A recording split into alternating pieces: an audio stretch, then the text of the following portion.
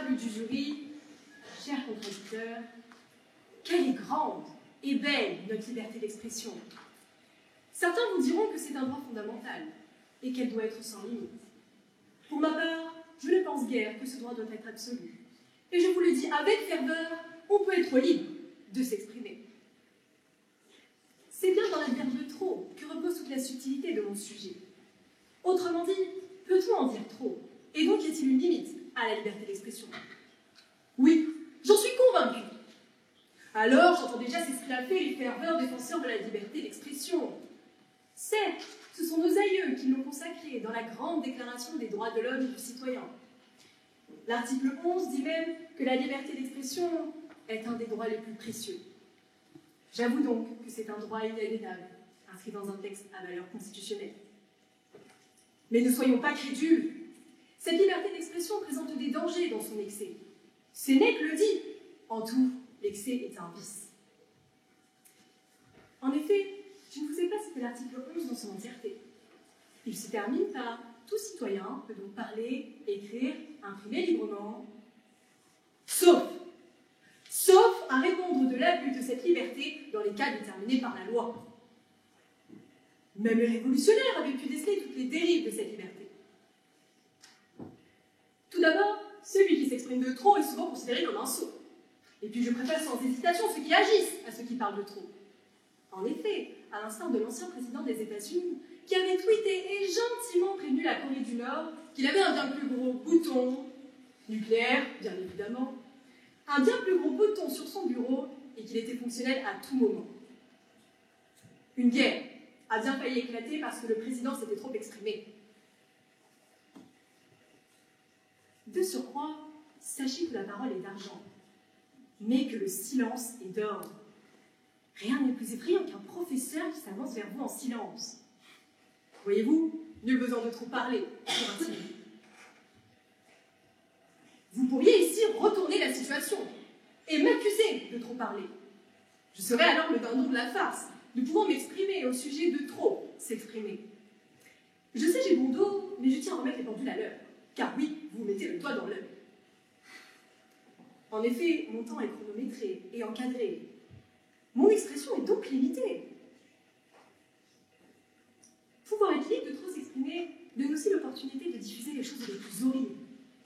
C'est tout le côté pervers de cette liberté. Colporter des rumeurs, inciter à la haine ou encore à la violence.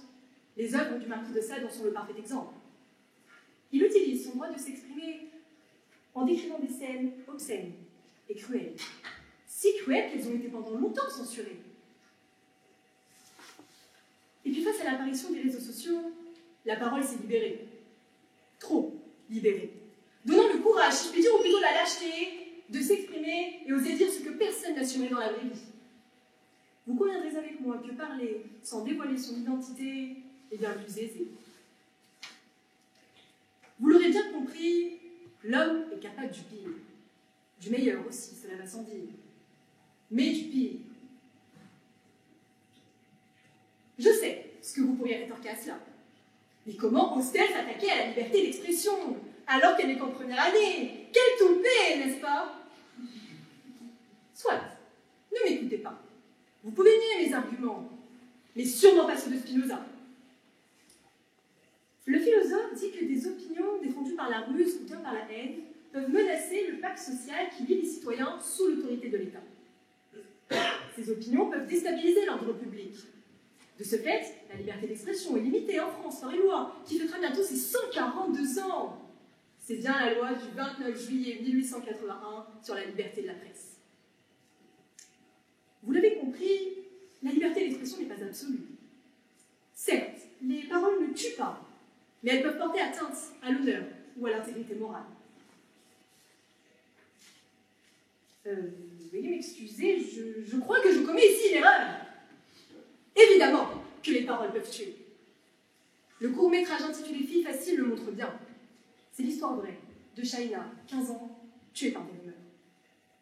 Assassinée de sang-froid parce que les rumeurs disaient que c'était une fille facile. Et puis n'oublions pas le professeur qui s'est lui-même défenestré à cause de rumeurs d'agression sexuelle sur ses élèves, alors qu'il n'en était rien. Je sais, c'est brutal, même violent. Mais je me dois ici de vous dire toute la vérité de mon sujet. Pour l'instant, nous n'avons parlé que d'un point de vue pragmatique, mais du point de vue du cœur. Dans le cas où on peut s'exprimer par rancœur et non avec le cœur, s'exprimer par impatience et non avec bienveillance, par passion et non par raison, s'exprimer avec colère. Ne vaut-il pas mieux dans ce cas précis se taire? Emportés par nos sentiments, nous en avons tous déjà trop dit. Puis réalisant l'impact de nos paroles, nous sommes venus dire « Je ne pensais pas ce que j'ai dit ». Mais il est déjà trop tard, et la blessure profonde. Il est commun d'entendre que les paroles s'envolent et que les écrits restent. C'est faux. Soyez-en sûrs, les paroles, une fois échappées, ne s'effacent jamais. Elles sont indélébiles dans les pensées. Je sais que mon contradicteur est persuadé de pouvoir vous convaincre qu'on n'est jamais trop libre de s'exprimer.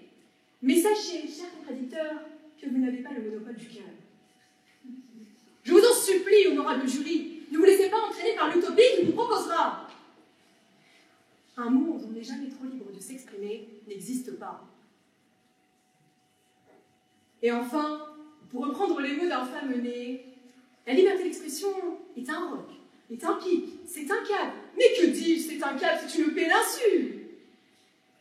Et comme tout roc, tout pic, tout câble ou toute péninsule, elle a une limite.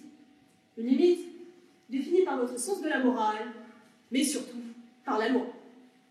Merci.